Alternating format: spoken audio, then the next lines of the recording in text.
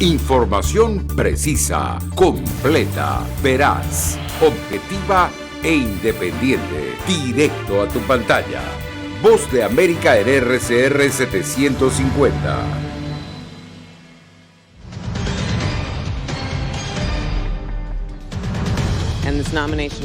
Histórica decisión. Por primera vez la Corte Suprema de Estados Unidos tendrá magistrada afrodescendiente.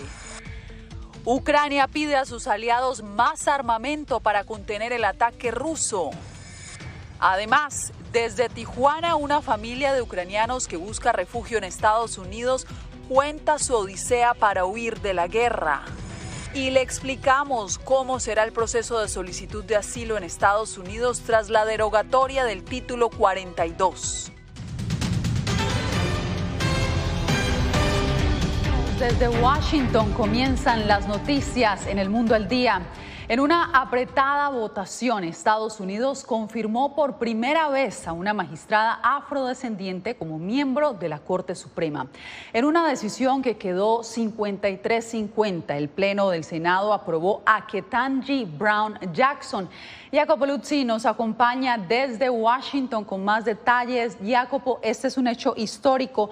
Cuéntanos de la relevancia que tiene la llegada de Brown Jackson en este momento al máximo tribunal.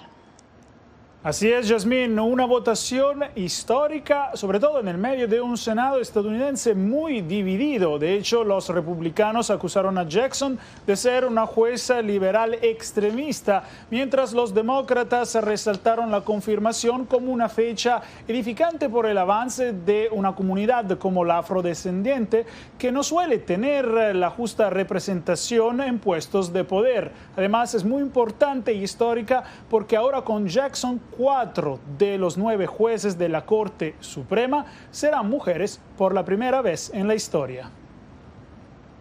53, the nays are 47, and this nomination is confirmed.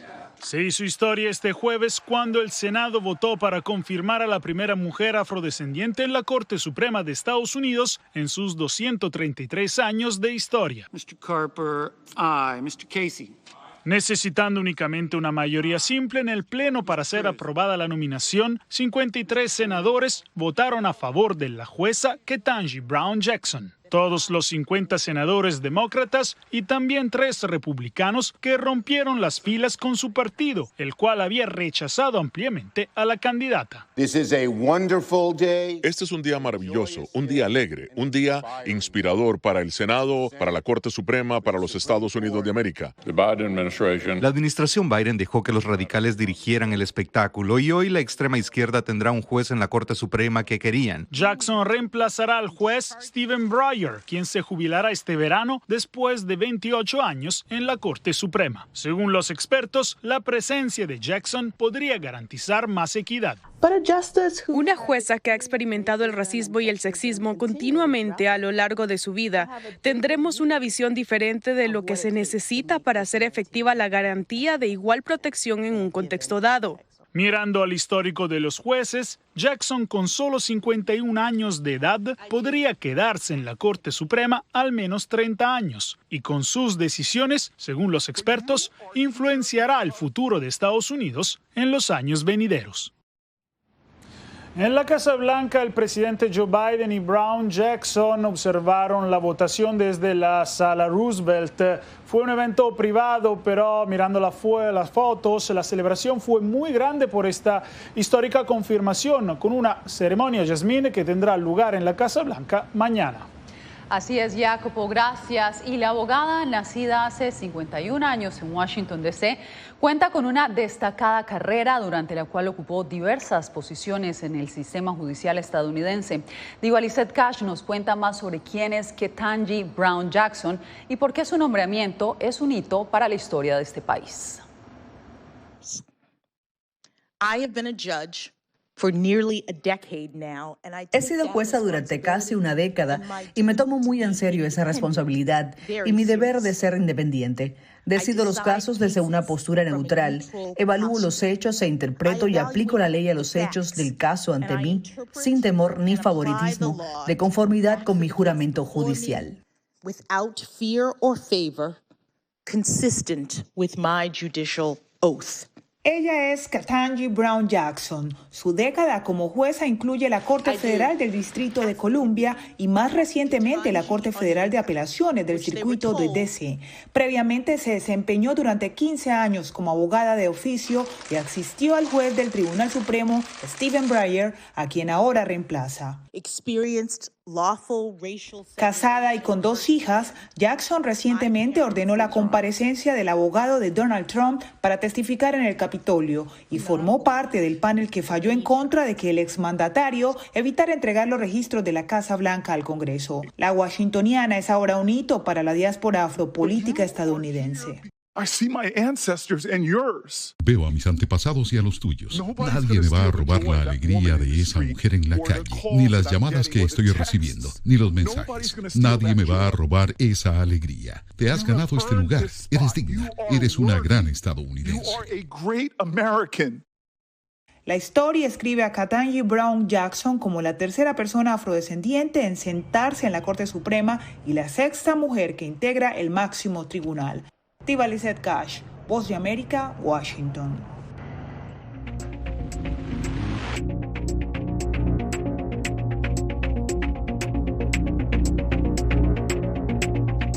Este jueves, la Organización de Naciones Unidas suspendió a Rusia del Consejo de Derechos Humanos.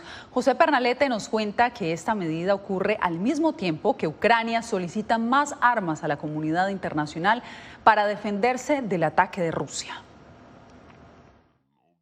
Con la aprobación de 93 votos a favor, 24 en contra y 58 abstenciones, Rusia fue suspendida del Consejo de Derechos Humanos de la Organización de Naciones Unidas. La Asamblea General de la ONU votó esta resolución por las violaciones y abusos graves y sistemáticos cometidos durante la invasión rusa a Ucrania.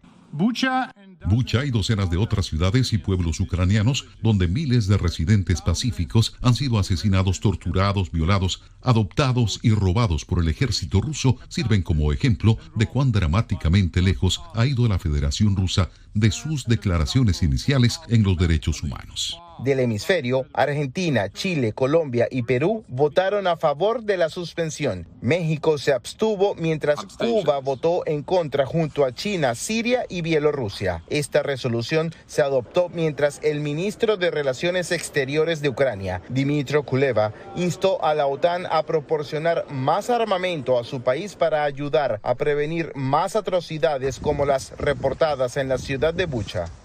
Mi agenda es muy simple. Tiene solo 3 puntos. Son armas, armas y armas. Estamos seguros de que la mejor manera de ayudar a Ucrania ahora es proporcionándole todo lo necesario para contener a Putin y derrotar al ejército ruso en Ucrania. Por otra parte, la Organización Mundial de la Salud Región Europa advirtió que Rusia ha ejecutado 91 ataques al sistema de salud de Ucrania, vulnerando la capacidad de inmunización de la población y distribución de medicamentos. José Pernalete, Voz de América.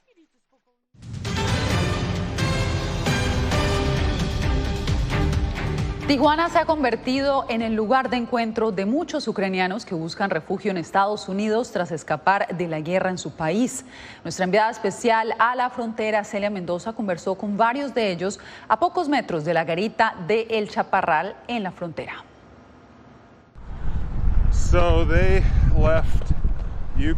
Salieron de Ucrania hace 5 días y esa fue una de las cosas que más nos preocupaba, por supuesto. No sabíamos en qué dirección iría la guerra. Chris Hosha se refiere a sus suegros Ludmila y Alek, quienes escaparon de Yarkov en Ucrania.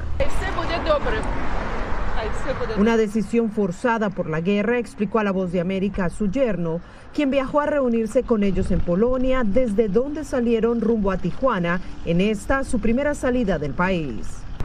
Tomaron un autobús y pudieron salir de esa manera. Fue un largo viaje por tierra, aproximadamente 12 horas, desde Leópolis hasta Varsovia.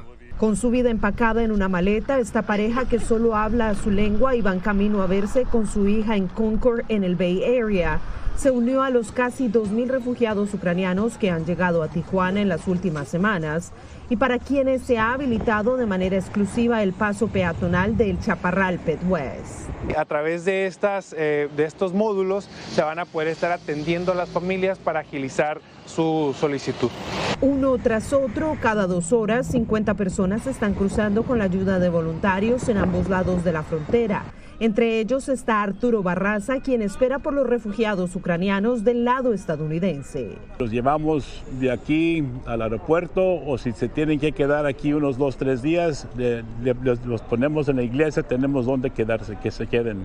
A pesar de que este acceso, conocido como el Chaparral Pedwest, ha sido habilitado para recibir a los refugiados ucranianos, las autoridades de los Estados Unidos aún no confirman que este podría ser abierto en su totalidad después de que se elimine el título 42 a finales de mayo. Celia Mendoza, Voz de América, Tijuana, México. Seguimos en la frontera sur, donde a partir del 23 de mayo los solicitantes de asilo podrán iniciar sus trámites migratorios cuando expire el llamado título 42. Anthony Belchi nos explica cómo sería este proceso. A partir del 23 de mayo se eliminará el título 42 y en ese momento las personas que busquen refugio en Estados Unidos lo podrán hacer, pero no es un proceso fácil ni rápido. Es un proceso riguroso, personas son vetadas extremadamente y esto no significa de ninguna forma de que las fronteras están abiertas, significa que las personas tienen derecho a un proceso solo. ¿Cómo será el protocolo? Las personas podrán solicitar asilo a un agente de inmigración cuando entren en un puerto de entrada fronterizo de Estados Unidos. El primer paso normalmente es la entrevista del miedo creíble. Que está destinada precisamente a ser como una especie de pre-screening o de revisión preliminar a los fines de ver si tienes condiciones para plantear un posible asilo. Un funcionario migratorio será el que determine si el solicitante cumple o no con los requisitos para pedir este derecho. El gobierno, después de una entrevista y un proceso, determina si ese proceso merita que la persona se quede o no. La decisión de otorgar asilo o no depende significativamente de la Corte y el juez que lo esté tramitando. El 60% de los jueces tienen una tasa de rechazo de asilo del 70% o más. Que dentro de los países que más se benefician en este momento en cuanto a la adjudicación de asilos o aprobación de casos de asilo, definitivamente está Venezuela, está Nicaragua. Lo mejor, dicen los expertos, es consultar con un abogado migratorio antes de tomar cualquier decisión. Anthony Belchi, Voz de América, Miami.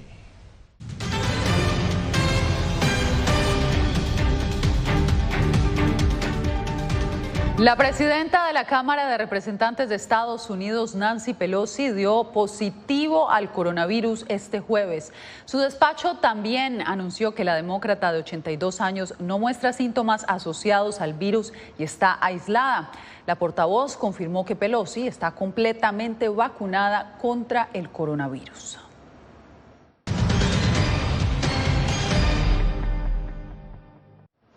Una leve mejoría para la economía latinoamericana pronostica el Banco Mundial. En nuestro jueves de economía, Laura Sepúlveda nos reporta que el organismo vislumbra que este año el ritmo económico de la región podría ser similar al que experimentó hace una década.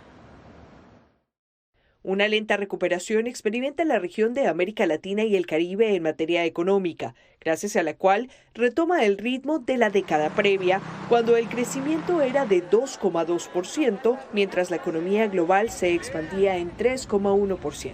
Es el costo social de la prepandemia con el que todavía estamos luchando. El empleo se recupera en gran medida, pero mucho es informal. No hemos recuperado completamente el empleo formal. La pobreza, si bien ha ido cayendo, sigue en niveles anteriores al COVID. Pandemia que, según la Organización Panamericana de la Salud, todavía dará de qué hablar en el hemisferio. Sabemos que lo que ha sucedido en otras partes del mundo presagia lo que nuestra región puede enfrentar. Una y otra vez hemos visto cómo la dinámica de infección en Europa se refleja aquí, solo unas semanas después. Adicionalmente, situaciones de impacto mundial como la crisis en Ucrania pueden reflejarse en las economías latinoamericanas, aunque de diversas formas, según destaca el Banco Mundial. Los países que exportan materias primas o exportan energía van a estar en una mejor posición. Es probable que los países del Caribe que importan alimentos y energía se vean muy afectados. Un inminente factor que tendrá influencia sobre el desarrollo de la región es la inflación, que seguirá presente en el corto y mediano plazo junto al fortalecimiento del dólar. El problema que crea para nuestras políticas es que precisamente lleva a la depreciación de nuestras monedas, que a la vez nos transmite más radicalmente la inflación internacional a través del tipo de cambio y la depreciación, que también aumenta el valor en moneda local de nuestra deuda externa. Laura Sepúlveda, Voz de América. Muchos latinos en el oeste de Estados Unidos están preocupados por el calentamiento global. Verónica Villafañe nos reporta sobre un sondeo reciente que coincide también con la alerta que emitió la ONU sobre la urgencia de adoptar acciones inmediatas. Las consecuencias del cambio climático son evidentes, afirman los científicos, y si no se actúa de inmediato, pronto no se podrá revertir el daño a nuestro mundo, advierte un reporte emitido por las Naciones Unidas esta semana. El secretario general Antonio Guterres sonó la alarma. Estamos camino hacia un calentamiento global de más del doble del límite de 1,5 grados acordado en París, y los resultados serán catastróficos. Esto es una emergencia climática. En la encuesta anual de conservación en el oeste de los Estados Unidos realizada previo al informe de la ONU, el cambio climático y sus consecuencias preocupan de sobremanera a los latinos. Lo que más preocupa a los latinos es por calidad del aire, por ozono y humo, sequías y incendios forestales. Además del calor extremo y tormentas, señala Shanna Edberg, directora de programas de conservación de Hispanic Access Foundation. Los niños latinos mueren de asma 2 veces más a menudo que los niños blancos. Esto es un resultado de la contaminación del aire. Los latinos encuestados favorecen más que cualquier grupo demográfico políticas de conservación y protección del medio ambiente. Más de 4 de cada 5 latinos votantes quieren una transición a generar 100% de nuestra energía de fuentes limpias, como solar y eólico. Edberg dice que ese nivel de apoyo hacia energía renovable se debe a un simple hecho. Cuando hablamos del cambio climático, estamos hablando de un asunto de vida y muerte para los latinos. Verónica Villafañe, Voz de América, Los Ángeles.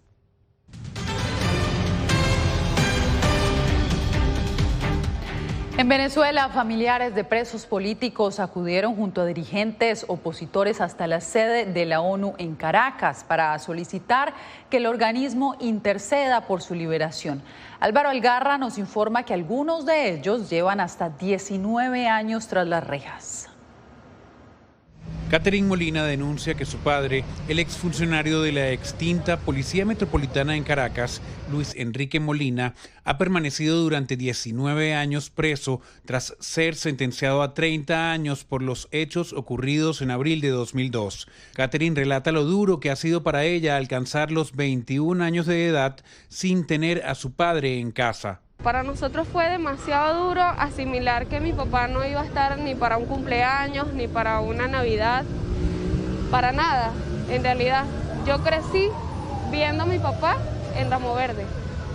Prácticamente toda mi vida, yo tengo 21 años hoy en día y toda mi vida la he pasado en una cárcel. La esposa del general Héctor Hernández da Costa, Lili Barbosa, recluido en la Dirección General de Contrainteligencia Militar de GESIM los últimos 4 años, manifestó que el general posee medidas de la Corte Interamericana de Derechos Humanos, de la OEA, y medidas de liberación inmediata de la Mesa de Detenciones Arbitrarias de la ONU. Exijo las medidas no solamente humanitarias, sino también que se proceda a su liberación tal como lo exige la ONU. El dirigente opositor Juan Pablo Guanipa destacó que no se puede permitir que los presos políticos pasen al olvido. Cuando una persona está presa, su familia está presa. Cuando una persona no tiene acceso a la justicia, los procesos se retrasan. Representantes de la ONG Foro Penal, que también se presentaron en la manifestación, denunciaron que hasta la fecha se contabilizan 239 presos políticos. Álvaro Algarra, Voz de América, Caracas. Entre tanto, en El Salvador, 1.450 nuevos soldados pasaron esta semana a engrosar las filas de las Fuerzas Armadas. El hecho se da cuando ese país atraviesa una escalada de asesinatos. El gobierno de Nayib Bukele busca fortalecer la fuerza pública como parte del llamado Plan Control Territorial. Claudia Saldaña nos da los detalles. Desde hace meses, el presidente salvadoreño Nayib Bukele había anunciado el plan de refuerzo a las tropas como parte del Plan Control Territorial. ¡Descanso! Ahora se han sumado 1.450 nuevos soldados a la Fuerza Armada y se anunció que esta cifra continuará aumentando hasta alcanzar los 40.000 efectivos en 2026. El exdiplomático salvadoreño Rubén Zamora critica a Bukele por buscar una solución militarista a un problema social como es el de las maras. El gobierno va adquiriendo un carácter militarista. Eso no tiene ningún sentido desde el punto de vista ni democrático ni militar. ¿Contra quién va a utilizar ese ejército? El presidente asegura que el armamento y equipo nuevo es necesario para el combate a las pandillas. Si los pandilleros pensaban que enfrentaban a una fuerza armada hasta los dientes, no han visto a la fuerza armada que van a enfrentar de ahora en adelante. Tras la implementación del estado de excepción, se ha capturado a más de 6.000 presuntos pandilleros. Bukele lanzó un mensaje a los miembros de pandillas que aún no han sido capturados. Por ahí andan rumores que quieren empezarse a vengar de la gente honrada. Al azar. Hagan eso y no va a haber un tiempo de comida en las cárceles. 1. A ver cuánto tiempo duran sus homeboys allá adentro. La Asamblea Legislativa aprobó $80 millones de presupuesto para el refuerzo de la Fuerza Armada y la Policía Nacional Civil. Bukele anunció que ya está en camino nuevo equipo militar como chalecos antibalas, cascos tácticos, drones, cámaras infrarrojas, cámaras térmicas y más vehículos blindados. Claudia Saldaña, Voz de América, El Salvador.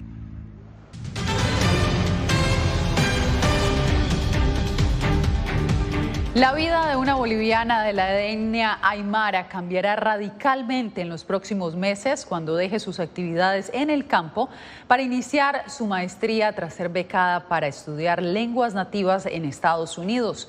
Fabiola Chambi nos cuenta esta historia de esfuerzo y superación.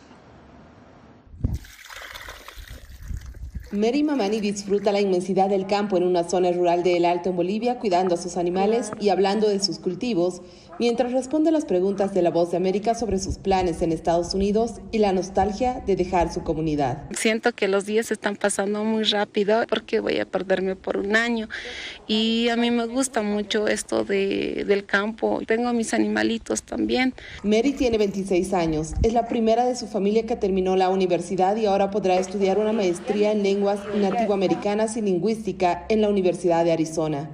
Habla español, aymara e inglés. Hola, hermanos y hermanas. ¿Cómo están? I am very happy. Estoy muy feliz porque en junio viajaré a Estados Unidos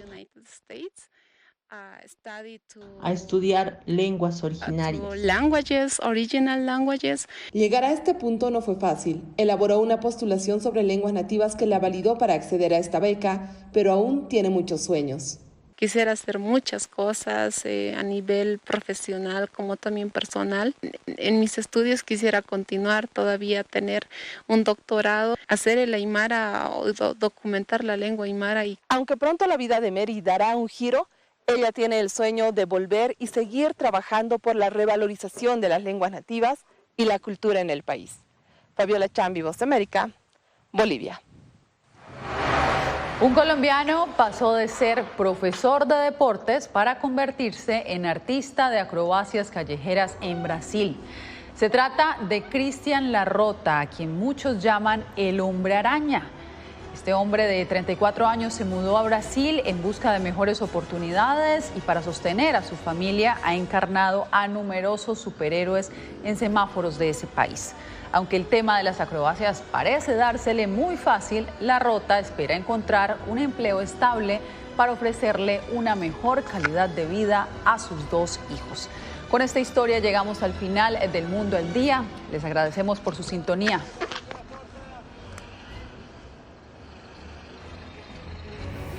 Radio Caracas Radio presentó Voz de América.